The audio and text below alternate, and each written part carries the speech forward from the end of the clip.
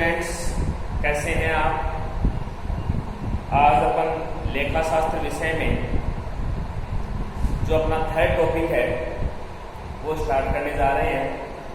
अपने जो चैप्टर चल रहा था उसका नाम था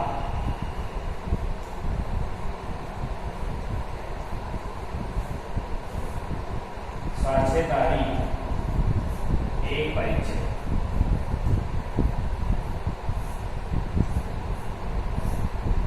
पिछली क्लासों में साझेदारी से संबंधित जो थ्योरी का जो पोर्शन था उसको मैंने आपको बताया था, जिसमें साझेदारी क्या होती है, साझेदारी की आवश्यकता क्या है, साझेदारी की विशेषताएं क्या होती है, साझेदारी के प्रकार कितने होते हैं, पार्टनरशिप डीड यानी साझेदारी संलेख अपन किसको बोलते हैं, साझेदारी संलेख में कौन सी बातें लिखी जाती है और साझेदारी संलेख के अभाव में कौन से नियम लागू होते हैं। ये अपन ने क्या किया था, थ्योरी का जो पोर्शन था वो अपन ने पढ़ा था। आज अपन एक प्रैक्टिकल का टॉपिक है जो एग्जाम में बहुत बार 4 नंबर के लिए पूछा गया है, उसके बारे में अपन क्या करेंगे, अध्ययन करेंगे। ठीक है, और अपने टॉपिक का नाम है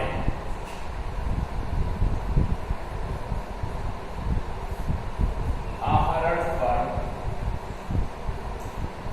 ब्याज, जिसको हम बोलेंगे इंटरेस्ट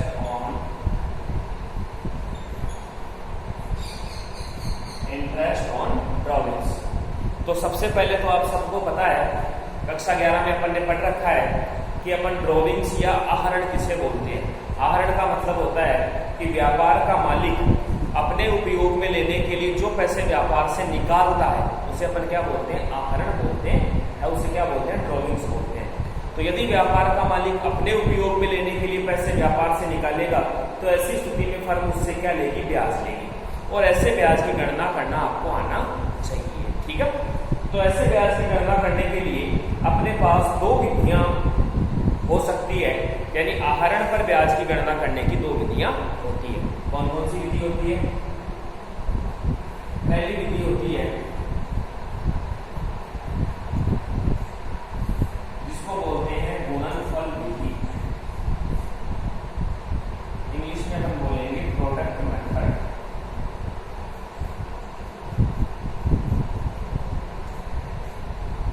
और दूसरी जो विधि होती है वो होती है औसत विधि, जिसको हम बोलेंगे एवरेज मेथड। तो कई बार तो बोर्ड परीक्षा में 1 नंबर के लिए आपसे यही क्वेश्चन पूछ दिया जाता है कि आहरण पर ब्याज की गणना करने की कितनी विधियां होती है और उनके नाम बताइए। तो आप सबको शायद अब पता चल गया होगा कि आहरण पर ब्याज की गणना करने के लिए 2 विधियां होती हैं, जिसमें सबसे पहले जो विधि होती है वो होती है गुणनफल विधि और दूसरी विधि होती है औसत। अब अपन सीखेंगे कि गुणनफल विधि के अंतर्गत आहरण पर ब्याज की गणना कैसे की जाती है। ठीक है, तो अपन पहली विधि ले लेते हैं, और पहली विधि कौन सी हो गई, गुणनफल विधि। तो गुणनफल विधि में जो सबसे पहली बात आपके आएगी वो ये आएगी कि गुणनफल विधि का उपयोग कब किया जाता है। तो देखिए विद्यार्थियों, जब कोई साझेदार किसी वर्ष में अलग अलग तिथियों पर अलग अलग राशियों का आहरण करता है तो अपन कौन सी विधि काम में लेंगे, गुणनफल विधि काम में लेंगे। मैं दोबारा बोल देता हूं, यदि कोई साझेदार अलग अलग तिथियों पर अलग अलग राशि का आहरण करता है तो अपन कौन सी विधि काम में लेंगे, गुणनफल विधि काम में लेंगे। एक एग्जाम्पल मैं बोर्ड पे लिखता हूं, उससे आपकी ज्यादा समझ में आ पाएगा। जिससे मान लीजिए एक साझेदार है जो निम्न तिथियों को निम्न राशियों का आहरण करता है। तिथियां क्या है, मैंने लिख दिया 1 जनवरी 2020। अमाउंट वो 5,000 रुपये फर्म से क्या कर लेता है, निकाल लेता है। उसके बाद में 1 मार्च 2020 को वो 10,000 रुपये फर्म से क्या कर लेता है, निकाल लेता है। उसके बाद में 30 मई 2020 को वो 15,000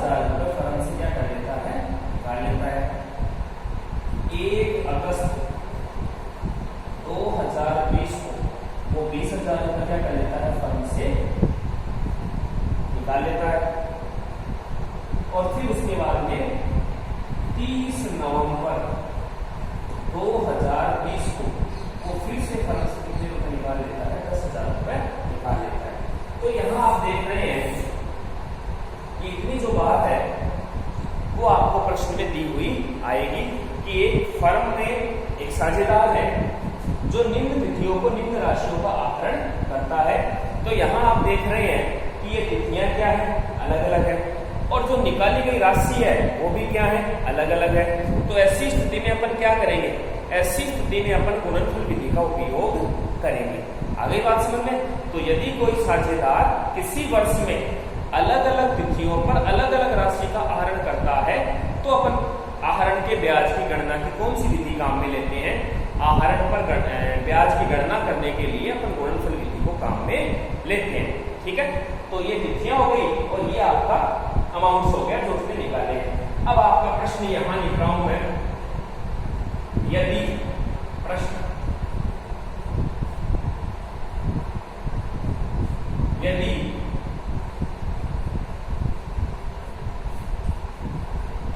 आहरण पर ब्याज दर 10% हो तो वर्ष 2020 का ब्याज ज्ञात कर। तो क्या प्रश्न पूछा?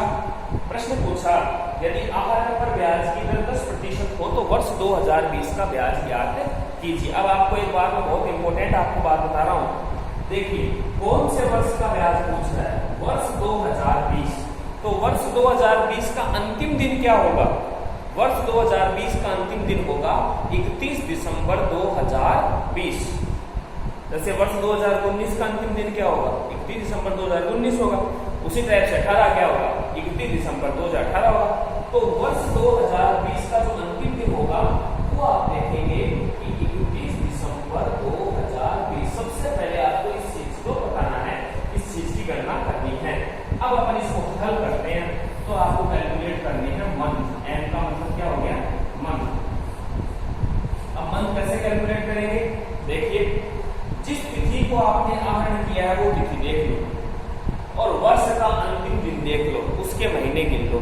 तो आपने पहला आहरण किया 1 जनवरी 2020 को। वर्ष का अंतिम दिन क्या है? 31 दिसंबर 2020।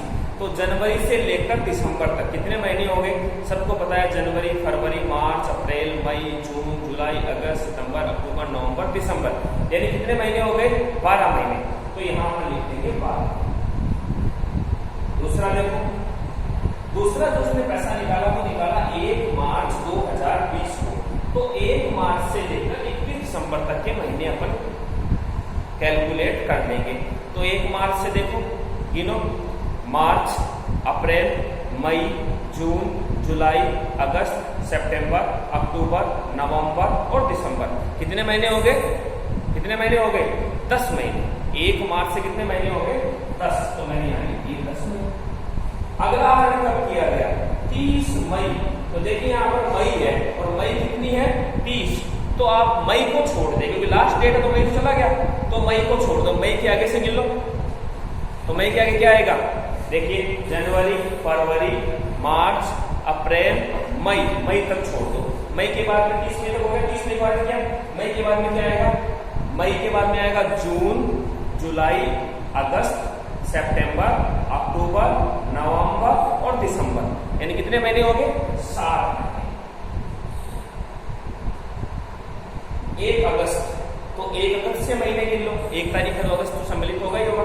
तो अगस्त, सितंबर, अक्टूबर, नवंबर, दिसंबर, यानी इसके मान कितने हो गए?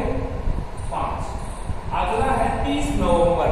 तो देखो नवंबर में 30 आ गया तो नवंबर तो चला गया, नवंबर को छोड़ दो। नवंबर के बाद में क्या बचता? आप सबको पता है क्या बचता है? दिसंबर। ये मंथ आपको मेरे हिसाब से कैलकुलेट करने आ गए होंगे। मंथ कैलकुलेट करने का रूल होता है कि जिस तिथि को आपने आहरण किया है वो तिथि देख लो और वर्ष की अंतिम तिथि देख लो। तो जिस तिथि को आहरण किया है वो तिथि और वर्ष के अंतिम तिथि के बीच के महीने आपको कैलकुलेट करने हैं। जैसे 1 जनवरी से 31 दिसंबर तक 12 महीने, 1 मार्च से दिसंबर तक हो गए 10 महीने, 30 अगस्त 30 मई मई से आपके हो गए 7 महीने, 1 अगस्त से हो गए आपके 5 महीने और 30 नवंबर से आपका हो गया 1 महीना। मंथ कैलकुलेट करने में आपको थोड़ी सी सावधानी बरतनी है, मंथ को अपन सही तरीके से गणना कर लेनी है। अब आपके पास अमाउंट और मंथ इन दोनों को अगर हम मल्टीप्लाई कर देंगे तो आपके पास में आ जाएगा प्रोडक्ट।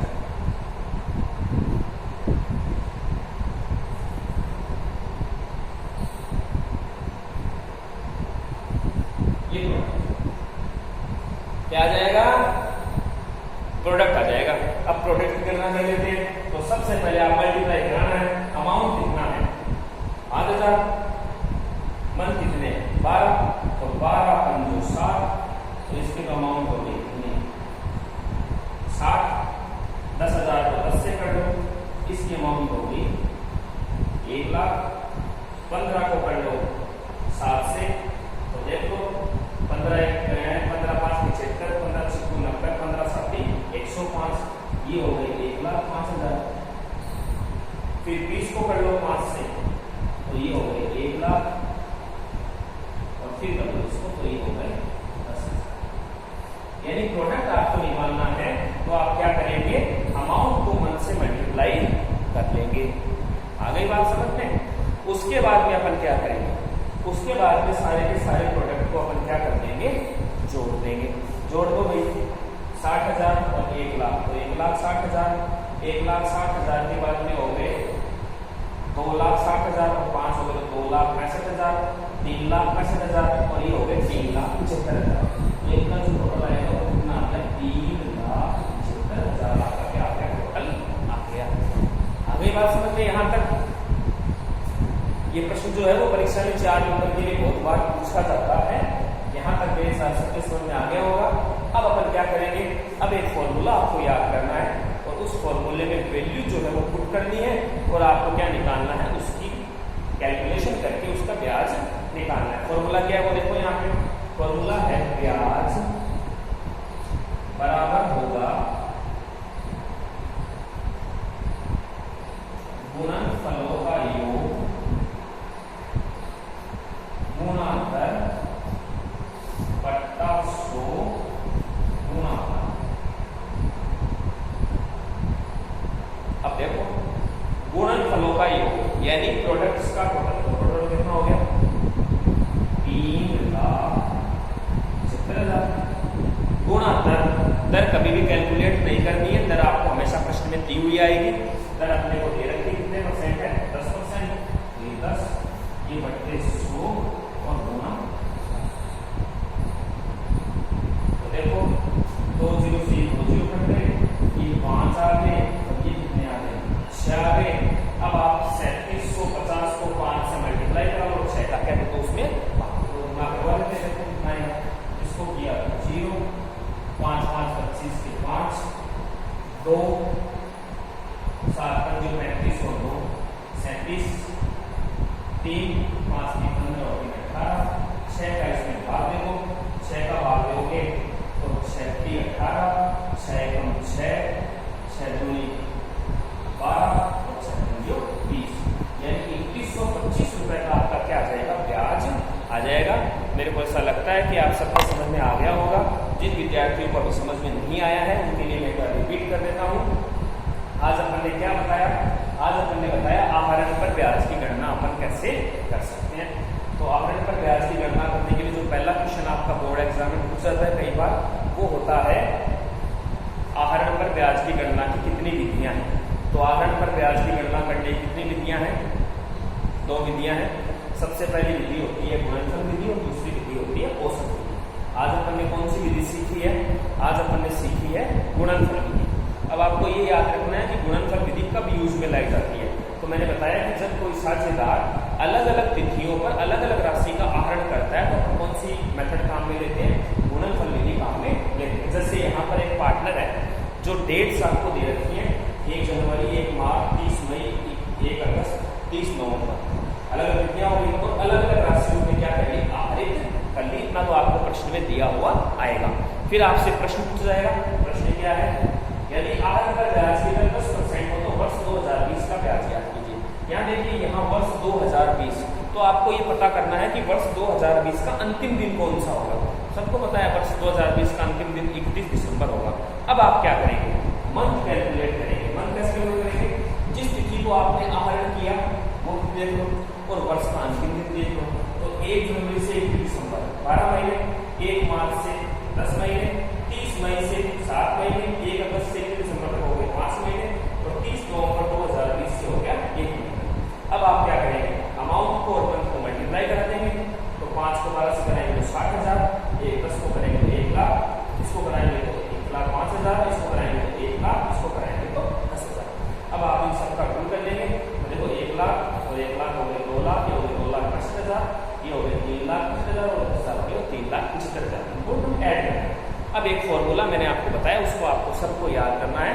और गुणनफल विधि में ब्याज की गणना करने के लिए क्या फॉर्मूला अपन यूज में लेंगे, अपन यूज में लेंगे गुणनफलों का योग गुणा ब्याज की दर अपॉन 100 मल्टीप्लाई विद 12, यानी गुणनफलों का योग गुणा दर बट्टा 100 गुणा 12, ये फॉर्मूला है।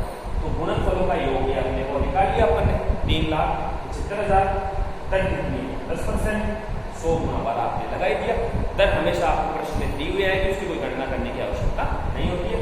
2 जीरो से 2 जीरो काट दिए तो ये 5 और 4 है, इसको इससे मल्टीप्लाई करवा दिया, 6 का डिवाइड करवा दिया। गणना आपको आती होगी तो 5th क्लास की गणना ये तो आती होगी आपको, तो नहीं आती है तो आपको क्लास से अपन और करेंगे तो अपन सिखाएंगे, ठीक है। तो 18,750 में 6 का डिवाइड करा दिया तो इस प्रश्न का उत्तर आ जाएगा 3125 रुपए। मेरे हिसाब से सभी विद्यार्थियों को समझ में आ गया होगा कि इस प्रकार से आप क्या कर सकते हैं, ब्याज की गणना कर सकते हैं। अभी आपके लिए मैं क्वेश्चन लिख रहा हूँ, उसको आप सभी अपनी कॉपी में सॉल्व करेंगे और देखेंगे कि अपने से वो क्वेश्चन सही सॉल्व होता है या नहीं होता है। उसके कितने आंसर आते हैं आप सारे के सारे जो विद्यार्थी हैं वो ग्रुप में डाल देंगे, तो फिर मैं देख लूँगा, ठीक है। दूसरी तरह से मैंने क्वेश्चन आपके लिए लिख देता हूँ, उसको आप सभी बैठ के सॉल्व करना, तो उसके जो आंसर आते हैं वो आप एक बार ग्रुप में डाल दें।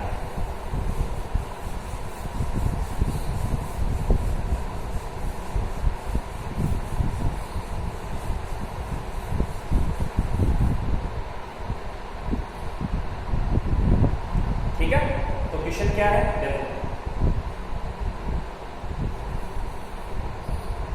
डेट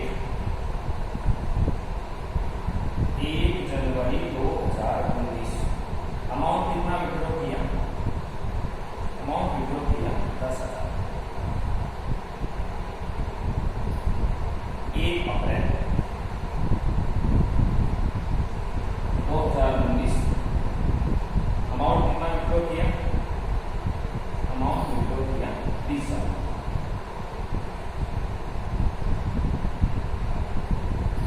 31 जुलाई 2019, अमाउंट विड्रॉ किया इसमें 30,000। 30 सितंबर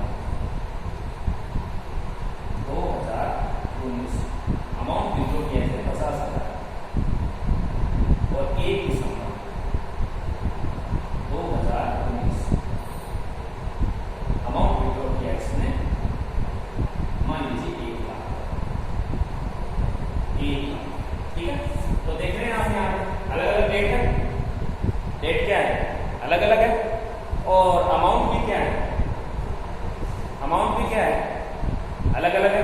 तो ऐसी विधि में अपन कौन सा मेथड काम में लेंगे, गुणनफल विधि काम में लेंगे। तो 2 कॉलम आपको कैलकुलेट करने पड़ेंगे, पहला कैलकुलेट करना पड़ेगा मंथ और दूसरा कैलकुलेट करना पड़ेगा प्रोडक्ट, ठीक है। प्रश्न क्या है, प्रश्न है यदि ब्याज की दर, सारे इसको नोट कर लेंगे, यदि ब्याज की दर 10% हो तो वर्ष 2019 का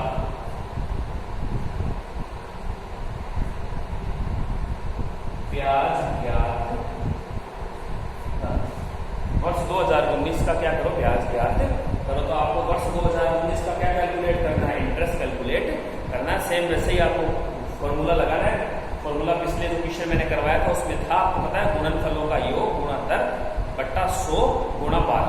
इससे लगेगा मंथ कैसे कैलकुलेट होगा मैंने आपको बता दिया।